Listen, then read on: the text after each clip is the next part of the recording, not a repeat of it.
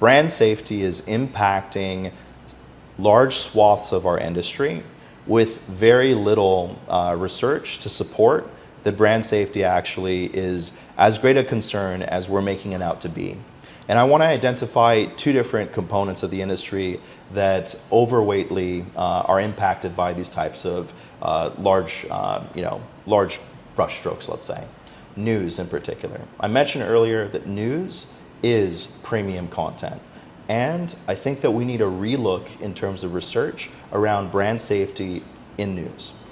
And why is this important? This preserves our democratic voice as a population to be able to support these vital parts of the media industry, but also parts of our country. You are listening to Power Marketing with Kevin Lee. Kevin and his agency Did It have helped thousands of businesses win through superior marketing, as have his books, articles, speaking engagements, and the E-Marketing Association Power Marketing podcasts. Here's Kevin. I'm super excited to be here with Phillip Lomax, who's the EVP of Business Development at MediaScience, and they've got some really cool stuff going on. So what's the elevator pitch? When you're out at Cannes and you run into a person at a cocktail party and you only have a couple of minutes to say what you guys do, what's the pitch? Well, where's the largest and longest elevator in New York City? It's a little bit complicated. I'll try to distill it down for your audience, Kevin. MediaScience is the leader in media and advertising innovation research.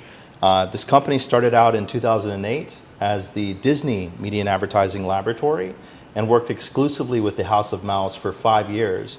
And after that period, we began working with the rest of the media industry, in particular publishers and platforms, to try to decipher this value transfer between viewers and advertisers.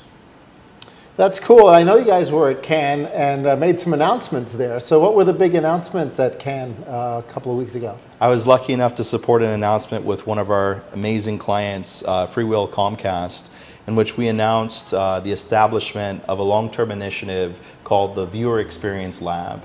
And through this initiative, what we'll be doing together is addressing the challenges of connected television as well as linear television as the media landscape has fragmented across video across many different screens.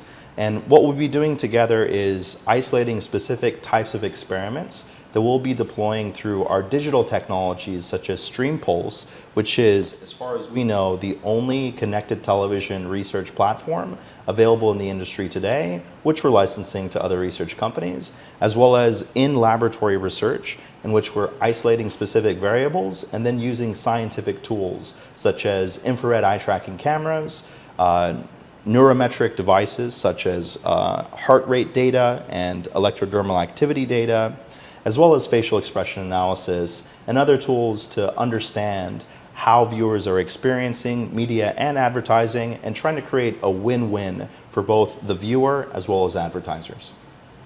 Yeah, I'm a huge fan of good creative, meaning it's creative that people actually noticed and made an impact. And there's, brand research has been around a long time. But one of the reasons I'm super excited about raising the bar a little bit on the level of impact and creativity and attention that people are paying to different forms of creative is that better creative allows an overall campaign to perform better, right? Because if you may not be able to afford some of the more expensive media if your creative sucks. So you guys, I think, are a tool set, and there's labs behind us here that are highly precise in the way they watch the way the consumer engages with advertising and content overall, for that matter, but particularly on the side of advertising, raising the bar on the ability of the creative to cut through the clutter and make an impact and be engaged with is key. So can you talk about how that technology has evolved in the years that you guys have been in business? Absolutely. So first off, you brought up many very important points here, Kevin. The need for precision measurement. There's a larger debate and conversation about the subject of attention today. And our perception of attention at MediaScience is actually the lack of inattention. We did an amazing study with Google and the Ehrenberg Bass Institute in which we discovered that when we were studying high attention and low attention ads as an example, these types of tools, they don't necessarily sing in harmony. And visual attention by itself is not the best measure of attention, in fact. What's better is heart rate data, which is scalable and a valuable tool to understand cardiac deceleration or the slowing of the heart, which is an indication of whether or not we're sending resources from our heart to our brain to try to process the information in front of us. So at MediaScience, what we're doing is not only leveraging the 200 plus infrared medical grade eye tracking cameras that we have as a company, but we're also measuring heart rate and electrodermal activity in tandem to try to decipher how viewers are experiencing media and advertising so that we can create these premium viewing experiences. And one thing I might add, Kevin, we need to recognize that creative, as you mentioned, is far more important than attention by itself. Our company is in the business of understanding the value of context within media and advertising. Context does matter. Premium environments do very much matter. And creative is far more important than achieving just visual attention alone, or just cognitive processing alone, or just electrodermal activity alone. Attention is very small in terms of its output of success measurement. It is creative, which is representing about 65% of this importance factor within this value transfer. So we need to find the most ideal environments for specific types of ads to sit adjacent to. You wouldn't put a particular type of ad against context that wouldn't serve it well. But also, the industry still needs to learn a lot more about context transference effects. At MediaScience, we've identified 10 different context transference effects. And I'll give 2 examples of those, Kevin. The first one is with sports. Sports is premium content. And why is that? It's not necessarily because of the fans cheering or because of these incredible legacy properties or teams that are taking place here. It's because of this excitement of sports. And what we've identified in terms of context is what we call excitation transference effects. The excitement of this live game is passing over to the adjacent advertisers who have decided to sponsor or sit adjacent with any type of form of advertisement next to these premium properties. The second context transference effect that I'd like to share is around news, which is premium. And the reason why news is premium is because of what's called informational transference effects.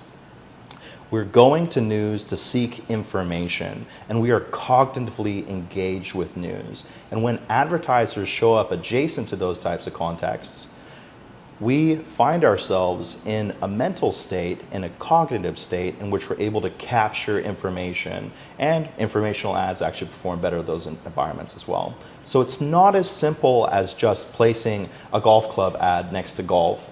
There's 8 other context transference effects that we haven't activated as levers that I think that there's a lot of additional research that we could do around that subject matter.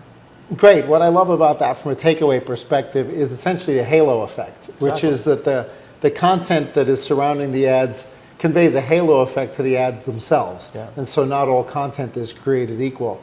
One other thing I noticed in your labs is you've got the high resolution cameras that are looking at the faces of the individuals who are going through the studies.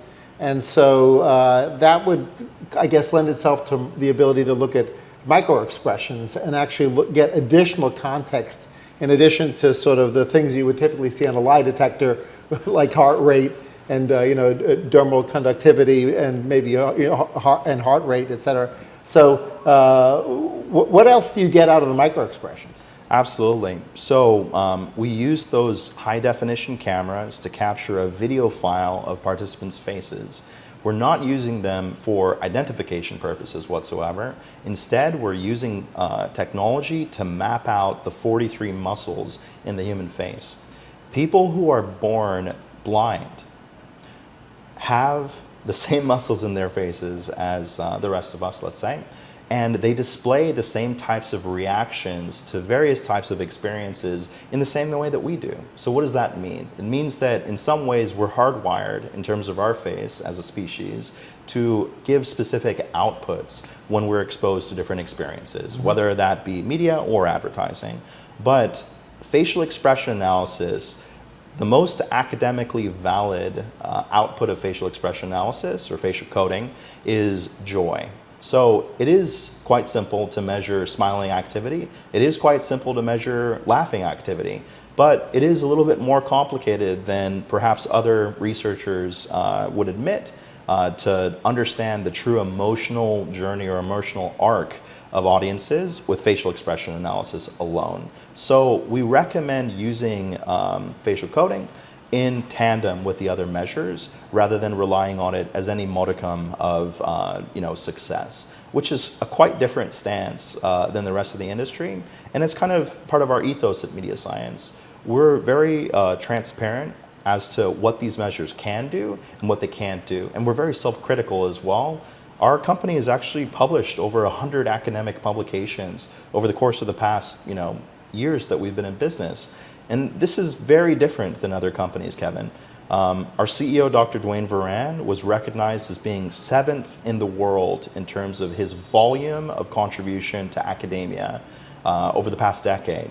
He's tied actually with the Ehrenberg Bass Institute's famous Professor Byron Sharp.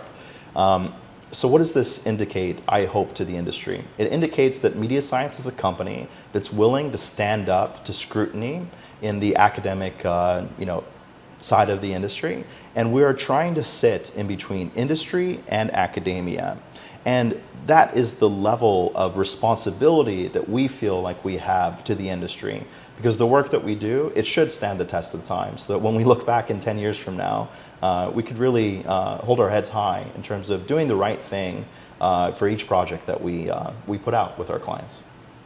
And you mentioned when we did our quick tour earlier that you've got these labs all over the country, which I assume allows you to create diversity of participants, et cetera, and make sure that you've sort of standardized around demographic and psychographic factors. But obviously the small to medium-sized advertiser may not be in your wheelhouse, right? So there reaches a certain level of media spend or a certain level of some factor that suddenly brings an advertiser to the level where they should probably give you or your team a call. Where's that spot when a person should say, I should really probably go and do a study? Absolutely, Kevin. It's a great point. And I've worked very diligently over the past 3.5 years since coming here from Uber Technologies to try to lower that bar for advertisers and clients. So what we've been able to do is bring the power of media science into homes across America with what we call Stream Pulse.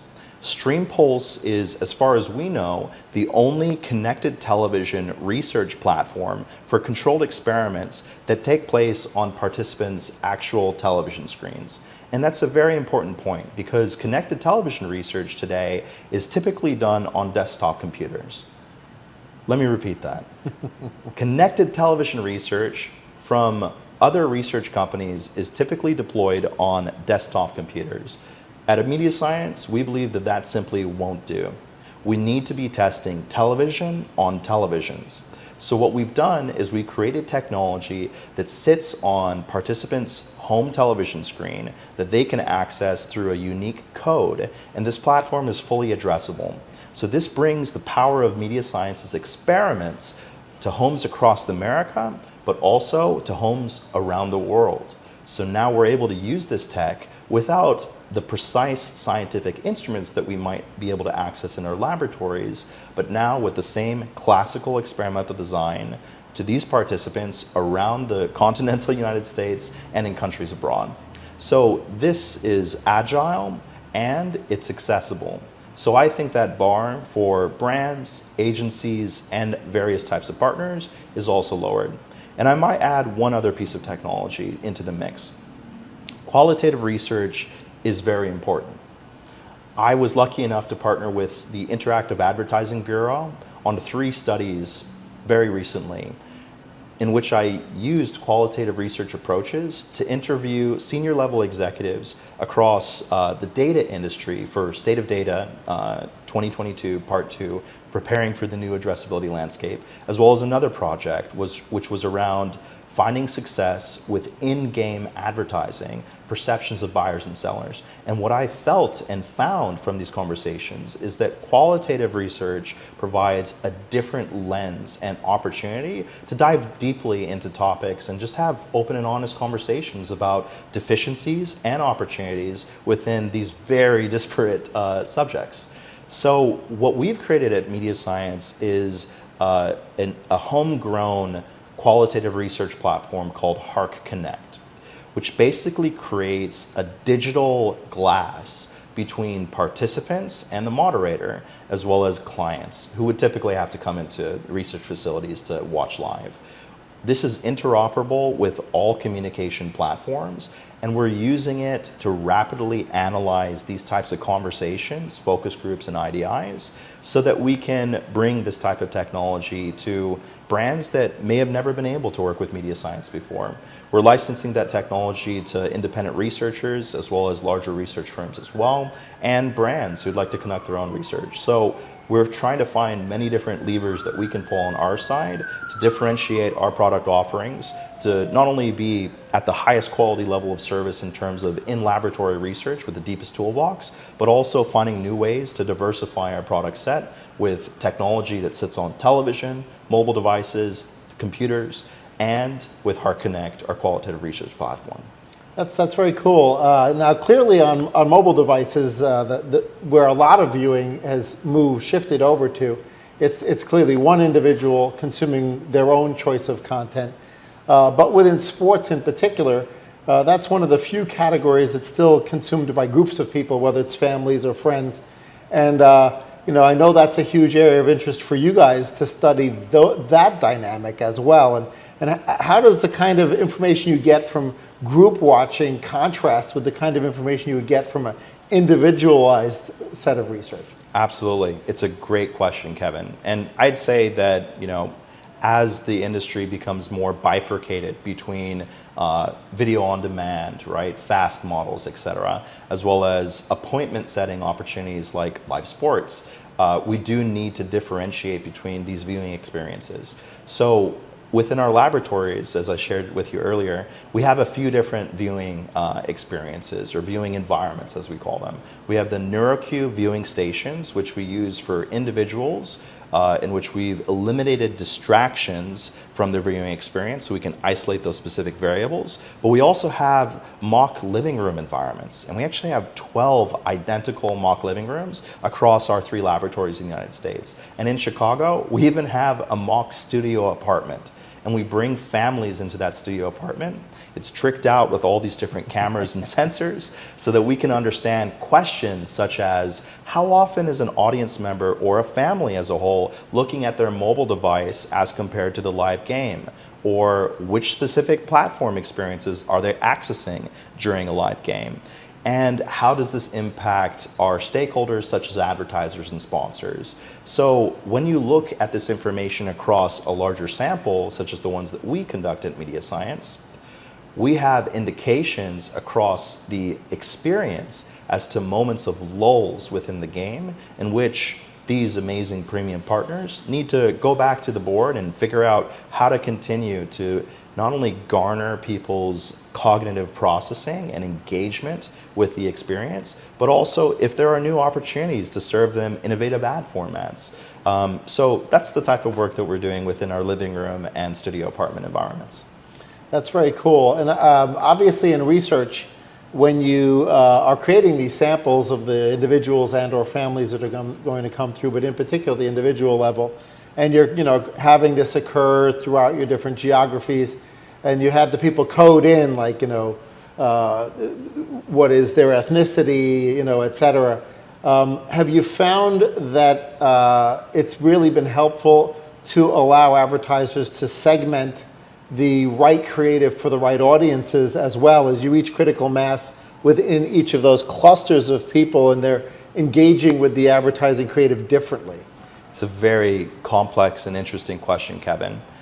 during the pandemic and during the different social matters and experiences that we've experienced over the past 3.5 years that I've been here, these types of questions have come up a lot. Right. And it's almost like a dual-edged sword. Do we create content experiences and advertising experiences for just one particular group of people? Or do we try to create with this melting pot of the United States and this global melting pot that we're in mind? And I think a lot of additional research needs to be had here, because we need to perceive that the experiences that we're creating, both media and advertising, are impacting audiences from a very young age to a very old age, right?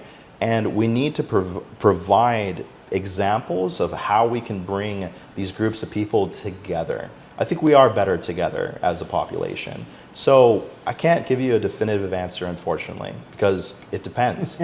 But what I will say is I am highly interested in this type of subject matter, and based off of the research that unfortunately is confidential, I have found significant differences across different groups of people in the population. So I do think, similar to many other topics that we could chat about, it needs a relook, and it needs a little bit more of a precision and fine touch when we venture into these uncertain territories, let's say. Great. I'd love to get a little bit more, and you may not have this information at your fingertips, Sure. but one of the debates as one thinks about producing video content and video advertising content in particular is, can I tell the story in 15 seconds? Can I tell the story in 30 seconds? Can I tell the story in 60 seconds? Should I actually do long form, like infomercial style videos, or VSLs as they might be called in the digital only world? And I'd love to hear if you guys have done any research on that. Like, can you storytell? Can you compress the storytelling down, or are there certain things where long form content actually is superior? Absolutely. And it very much does depend, Kevin, because all different types of advertising and media have different types of value. So let me give you a few examples. MediaScience was the first to discover the impact of 6-second advertisements, which is very That's prevalent short. today. Very short. It's 20% of a 30-second ad. And what we discovered within our research is that we could achieve 60% of the impact in 6 seconds of a 30-second ad. So I can achieve 60% of the impact in just 20% of the amount of time. But now we have constraints. And what are some of those constraints? I need to understand what levers I'm trying to achieve with the 6 seconds that I have. Right. So short form content is very meaningful in the right environments, such as TikTok as an example, such as other social media platforms as an example, because we have the ability to control our viewing experience. Whereas a new ad format that we discovered years ago that's still highly under-leveraged and underweight in terms of investment is what's called the telescopic ad. The telescopic ad, I actually remember from my time in middle school, watching premium luxury brands such as Chanel create advertisements that I was able to watch for 30 seconds and then giving me the ability to choose to watch a longer form version of that ad. So we are exposed to the initial 30-second cut, we decide to interact with that advertisement, and then we're exposed to a longer form version of that ad. Those were cinematic experiences, and those created memories for me as a consumer, so I know what to buy for my wife in the future. But we're not leveraging those types of forms of advertising because we need to investigate whether or not it works for our brand. So every brand is actually quite different from each other. Each brand should have their own specific communication objectives and tactics that work hand in hand with those objectives. And it might sound simple on the surface, but you would have very different objectives even within a subsidiary brand within a larger portfolio. So if my objective as perhaps a cleaning product or an automobile product is to create memories and likability, I might be able to achieve that with a short form ad. But if I'm also trying to demonstrate the value of my new products or services to an audience member that might take a little bit more time to make a decision, right? It's a little bit more expensive of a product and a longer term in terms of the sales journey that they're on. I might want to invest in additional types of innovative ad formats that will access the ability for me to go in there and really work within the mid-funnel. And I think that that's also a topic of sincere, discourse that we need within our industry as we move away from digital signals that are being deprecated, like the third-party cookie. Right now, as an industry, we're highly focused on the upper funnel and the lower funnel because this type of work that we do at MediaScience, it takes time, it takes effort, and it takes precision. So I think that we can unlock even greater opportunity by swimming around in that very historically tricky part, which is the mid-funnel. There may be some folks listening and watching who are in the creative side or the strategic side, bridging into creative. And you've had a chance to look at a lot of different data from a lot of different types of advertisers and a lot of industry categories. Are there any sort of common things that bubble up to the surface which can allow the folks to create better creative, right? Because it's not only about winning awards or as Effies or Cannes Lions awards. It's about moving the needle for the advertiser, and you guys help measure the leading indicator of that, the first fact that the people are paying attention and they're engaging. And so, if you had to sort of pick some things that creative teams should make sure that they do when they create ads. Anything rise to the surface that is underutilized or underappreciated by creative teams? Absolutely. So I wouldn't begin to assume to be able to inform the geniuses of marketing, strategy, and creativity within our industry. But what I would like to do is I would like to serve them measuring their particular projects rather than painting in broad strokes. But from our research and our collaborations with the Ehrenberg Bass Institute, what we found is featuring the brand's distinct assets early in advertisements, gives us a greater ability to create memory structures. Mm-hmm. And this doesn't necessarily mean that we need to plaster a logo on the screen within the first 3 seconds, which is what a lot of research companies say we should be doing. Right. It means we should be looking very distinctly at the shapes and forms and distinctive assets that make up a brand and the associations that we have with these brands, and then trying to find clever ways of integrating those distinct assets early within our advertisements. So one of my favorite ads, and I think it's quite common with many advertisers and many creatives and many audiences, is the famous Cadbury, Phil Collins, I Can Feel It in the Air Tonight, with the gorilla playing the drums. If you look closely though, you do have that distinctive royal purple Cadbury color in the background before that gorilla starts playing that drum solo. So if we can lean on these distinctive assets, the shape of the product, the feel of what the service gives us, or those distinctive colors or components of our logo, I think that we can find a bridge between achieving on the objectives that we have as marketers, but also preserving the viewer experience.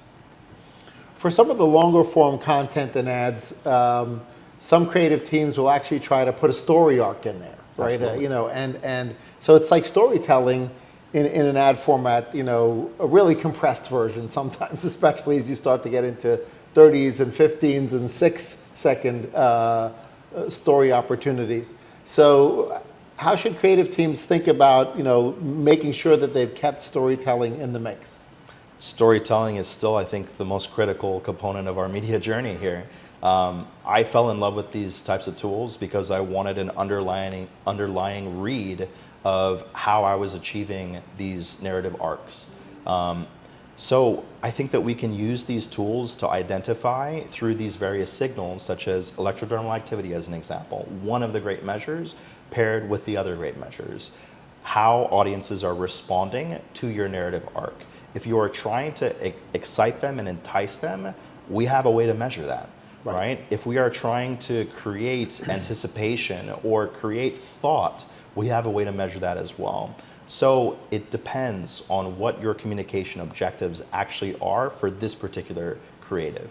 And we need to wrap this up in incredible storytelling, and we need to get to the point of it sometimes with the shorter form content. So I wish I could say one size fits all, but that's the beauty of our industry. Media should not be commoditized. Advertising should not be formulaic. It should be this transfer of value between our creatives, who are some of the best and brightest in the world, and our audience, who's at the center of this journey and who we must remember that we are serving at the end of the day. And I think we could really flex on some of the opportunities that we have. I've seen recent advertising campaigns that just scratch the surface of the potential of creative. So my hope with, although this has become a more and more complicated landscape with virtual reality, augmented reality, retail media networks, digital, social, connected television, linear television, it is complicated. But I do think that at the center of it is the viewer. And if we look towards the viewer and do our best to serve them, I think it'll serve our stakeholders well as well. So I'm not sure if any of the agencies have done the sort of next layer testing or not, but when your team identifies, in the lab, one particular ad that seems to be outperforming on the metrics that you're able to measure, including heart rate and conductivity, skin conductivity, et cetera, have any of them sort of deployed those ads, the sort of baseline versus an improved ad, in an A/B split test or a fractional factorial design to actually demonstrate lift in sales or other brand or awareness metrics? Absolutely. So that's a great question. I can only speak about some of the research that we've done that's publicly facing. So, and I want to rewind a little bit as well, Kevin. I think when we talk about these measures as what they are, right? So I'm measuring the heart, I'm measuring sweat, I'm measuring the face, or I'm measuring the eyes. We get to a place where we need to identify what the outputs are, in fact. So with the heart, I'm measuring cognitive processing. Am I processing the information in front of me? With the eyes, I'm measuring visual attention.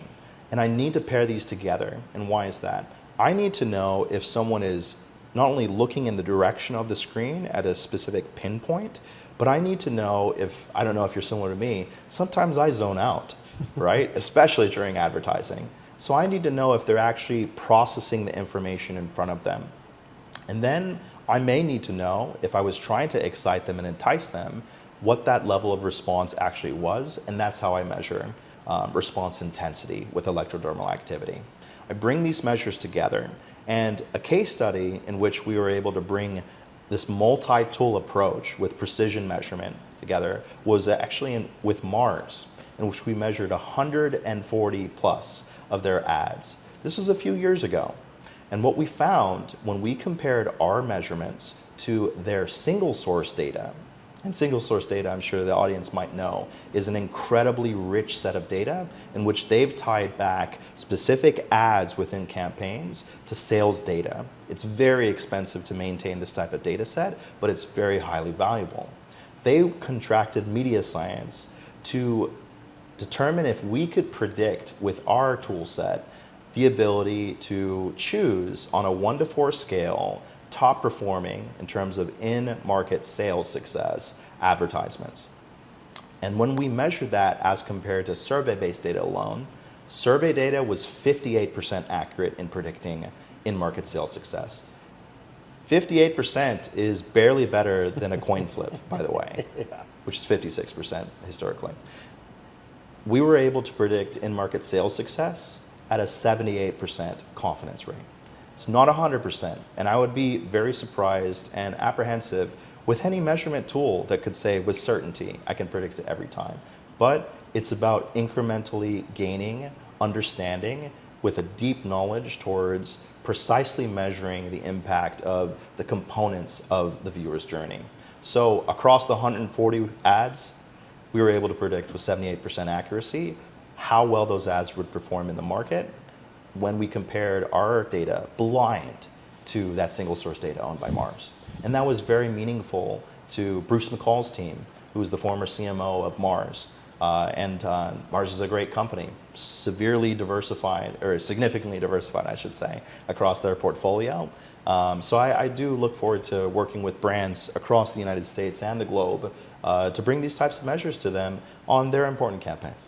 Yeah, and what I love about that is, if in a lab environment something is predictive of delivering greater impact, it allows the media efficiency to be much higher, right? And so you could either spend less and get the same impact, or deploy the same amount of media dollars and increase your impact in sales. So I think that's everybody's nirvana, right, is to sort of move towards a more perfect deployment of the right media dollars in the right channels with the right messages. At the right time. At the right time. So that's all super exciting, and I thank you so much for sharing all that with me. Absolutely, Kevin. And I might add one additional thing, if you don't mind.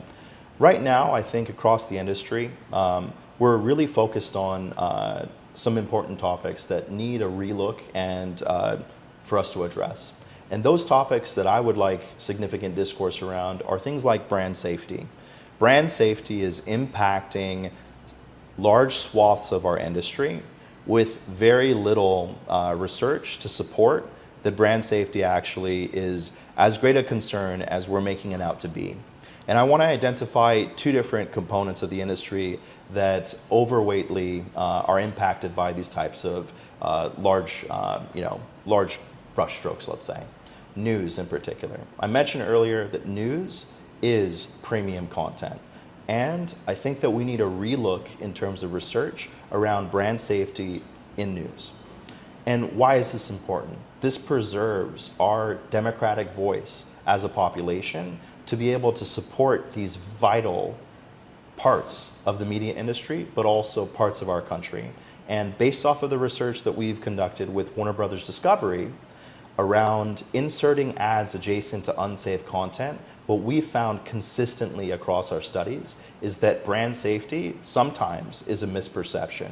And I think as an industry, we're relying too much on the outliers of examples.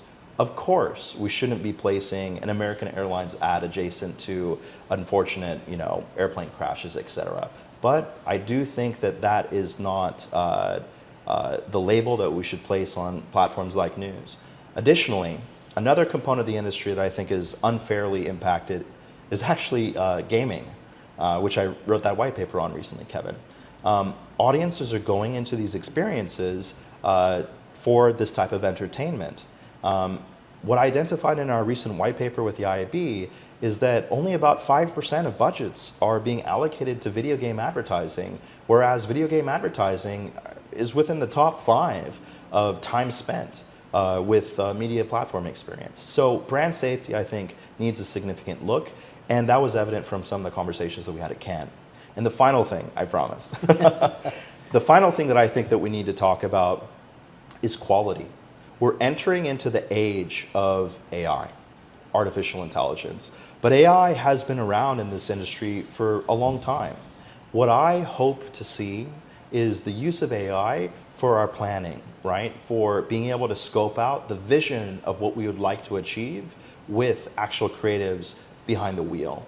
What I would not like to see is taking an advertising budget for, let's just say, $1 million and parsing that out into $50,000 increments just so that we can try to personalize and target advertisements for these distinct individuals.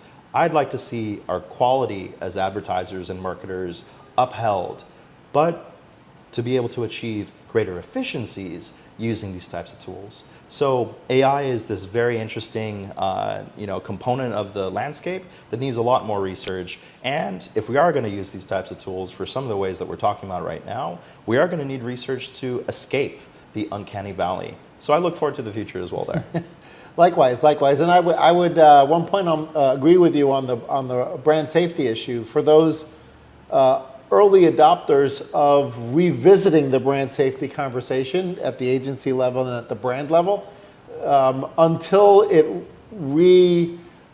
equalizes, I think you'll get great deals in news, right? Because right now CPMs are artificially depressed in news, and their yield is artificially low because they're being painted with a broad brush. And so those early adopters who say, wait a minute, I need to take a fresh look at this brand safety thing, they may end up with significant opportunities in the short term until everybody else wakes up and realizes, well, wait a minute, I might have been a little bit too aggressive in my brand safety filtering within the news category. It's always a balance, isn't it, Kevin? Right? We sit on one side where advertisers are trying to find the best deal and trying to, do the most with as little money as possible. But we sit on another side, which is the side of trying to identify that media is this incredible experience that hopefully all of us are still enjoying today and will in the future. And as I said earlier, I'm in the business of not commoditizing media. I'm in the business of identifying the best experiences so that advertisers can have the greatest throughput. And when we continue to try to scrape the bottom of the barrel, finding the lowest CPMs, finding the lowest cost opportunities to supposedly maximize our impact, I think this is when we walk into the realm of ad fraud.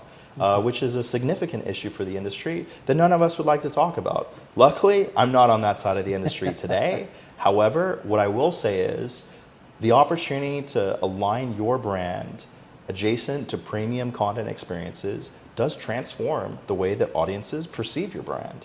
So I think that we should, rather than trying to do as much as possible with as least as possible in terms of investment, we should have a relook as companies to identify how we want to show up to audiences, and perhaps that's going to unlock savings in very different ways.